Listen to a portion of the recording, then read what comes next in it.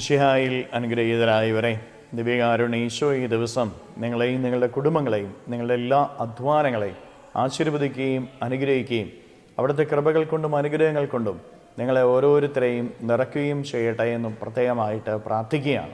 കർത്താവിൻ്റെ കൃപ ഈ ദിവസം നിങ്ങളുടെ കൂടെയുണ്ടായിരിക്കട്ടെ.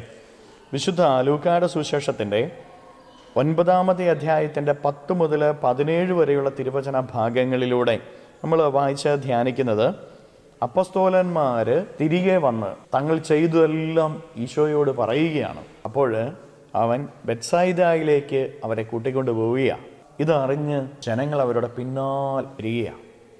ഈശോനാഥൻ അവരെല്ലാം സ്വീകരിച്ച് അവരോട് വചനം പങ്കുവെച്ച് കൊടുക്കുകയും രോഗശാന്തി ആവശ്യമായിരുന്നവർക്ക് രോഗശാന്തി കൊടുക്കുകയും ചെയ്യുകയാണ്. പ്രിയപ്പെട്ടവരെ, ഈശോയുടെ പിന്നാലെ പോയവർക്കൊക്കെ അവരുടെ ജീവിതത്തിൽ ആവശ്യമുള്ളത് മുഴുവനും ലഭിച്ചു. അതാണ് തിരുവചനത്തിൽ പറയുക. ഈശോ അവരെ സ്വീകരിക്കുക. ഈശോയുടെ പിന്നാലെ പോകാൻ നീ തയ്യാറായാൽ നിന്നെ ഈശോ സ്വീകരിക്കും. നിന്റെ കുടുംബം ഈശോയുടെ പിന്നാലെ പോകാൻ തയ്യാറായാൽ നിന്റെ കുടുംബത്തെ ഈശോ സ്വീകരിക്കും. നിന്റെ ജീവിതത്തിൽ ആവശ്യമുള്ളത് മുഴുവനും നൽകും. പ്രിയപ്പെട്ട ദൈവമക്കളെ, നമ്മുടെ ജീവിതത്തിൽ ആവശ്യമുള്ളത് മുഴുവനും ലഭിക്കണമെങ്കിൽ ചെയ്യേണ്ട ഒറ്റ കാര്യം ഇതാണ്: നീ ഈശോയുടെ പിന്നാലെ പോവുക.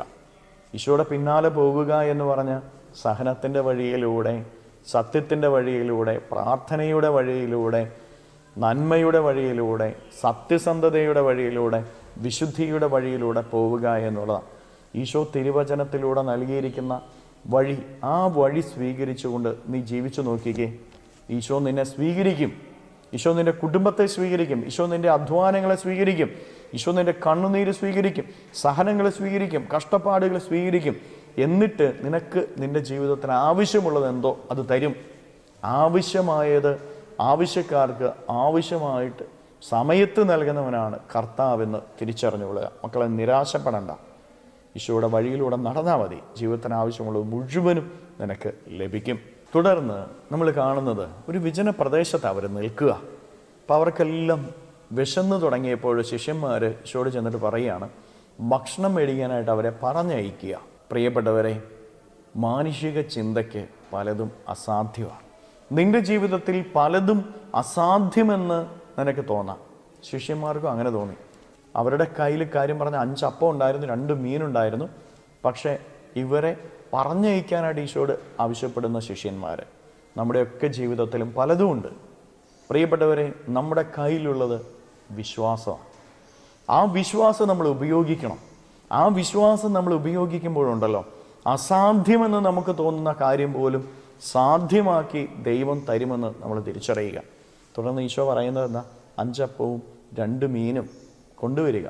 അവയെ എടുത്ത് ഉയർത്തി ദൈവത്തിന് നന്ദി പറഞ്ഞിട്ട് അത് ജനത്തിന് വിഭജിച്ചു കൊടുക്കുക. 5 അപ്പവും 2 മീനും അവിടെ കൂടിയിരുന്നവർക്ക് മുഴുവനും തൃപ്തരാകത്തക്ക വിധത്തിൽ കൊടുത്തു എന്നാണ് തിരുവചനത്തിൽ നമ്മൾ കാണുന്നത്.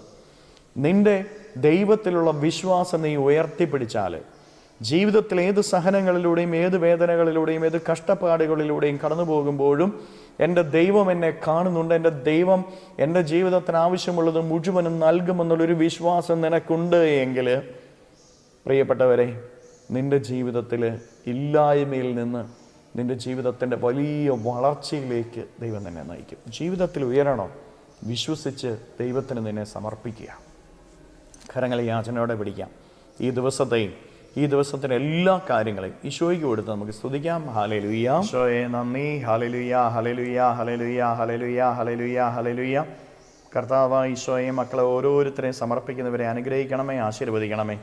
ഇവരുടെ ജീവിതങ്ങളിലേക്ക്, ഇവരുടെ അധ്വാനങ്ങളിലേക്ക്, നൊമ്പരങ്ങളിലേക്ക് അങ്ങ് ഇറങ്ങിച്ചെന്നവരെ സഹായിക്കുകയും സംരക്ഷിക്കുകയും പരിപാലിക്കുകയും ചെയ്യണമേ. ജീവിത വഴികളിൽ നിന്ന്, അധ്വാന മേഖലകളിൽ നിന്ന് സർവ്വ തിന്മകളും ബന്ധനങ്ങളും കെട്ടുകളും പിശാചിൻ്റെ ഉപദ്രവങ്ങൾ, നാരകീയ ശക്തിയുള്ള പ്രവർത്തനങ്ങൾ, പൈശാചിക അരൂപികളുടെ പ്രവർത്തനങ്ങൾ, ദുഷ്ടാരൂപിയുടെ പ്രവർത്തനങ്ങൾ നിർവീര്യമായി തീരട്ടെ എന്ന് കൽപ്പിക്കുന്നു. അന്ധകാരത്തിൻ്റെ കെട്ടുകൾ അഴിയട്ടെ എന്ന് കൽപ്പിക്കുന്നു. തിന്മ തകരട്ടെ എന്ന് കൽപ്പിക്കുന്നു. Hallelujah, hallelujah, hallelujah, hallelujah. നിത്യപിതാവും പുത്രനും പരിശുദ്ധാത്മാവുമായ സർവേശ്വര എന്നേക്കും ആമേൻ.